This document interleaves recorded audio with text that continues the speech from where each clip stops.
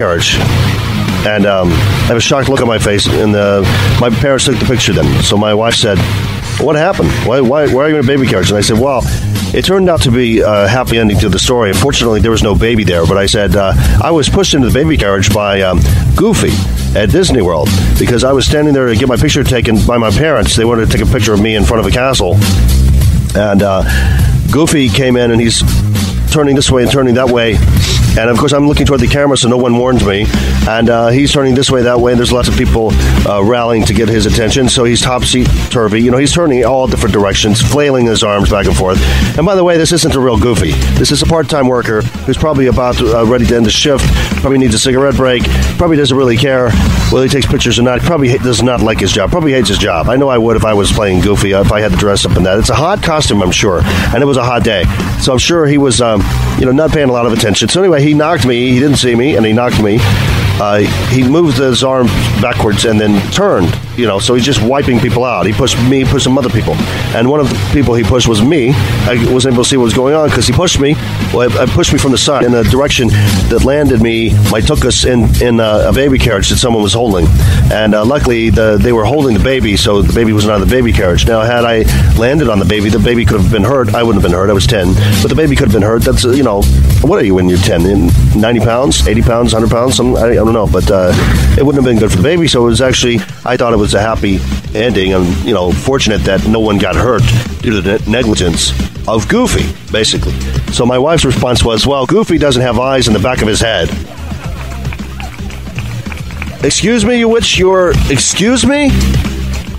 You're defending, let me get this straight. I'm 10 years old, and you don't even take my side then. You're defending Goofy? And I had to remind her, I said, this is not the real, we're not talking about the real Goofy. You're not defending the real Goofy.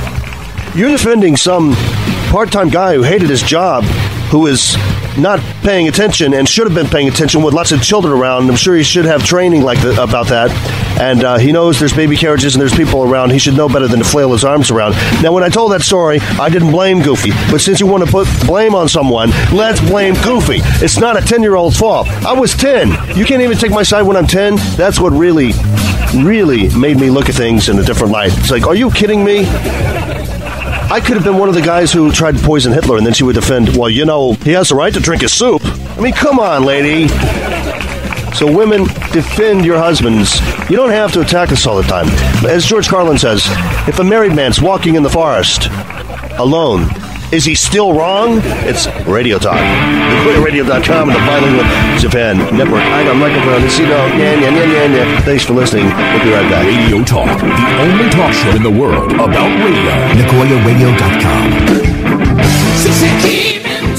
It went over really well. For about a year on Radio Live, people were writing in going, how's Goofy? All right, time to wrap it up. And this has been Talk Funny. And I've been here with Steve Howard and Joe Magic. Check us out at AskPoorJapan@yahoo.com. Comments, please. And any final comments, Joe? Just be sure to check out our friend Lloyd's book, Disappearing Act, and you can find that on Amazon.com. I'm really amazed. I'm really proud of him. It's fantastic. We should probably sell Nagoyacomedy popsicles. Available at any... I don't know how people are going to interpret that, but It's Prozac flavored. It's like, oh my God, mine has Risperdal flakes. How much is the popsicle? Well, it's 500 yen. Well, if it means that much to you, here. It's more than that because of the lithium.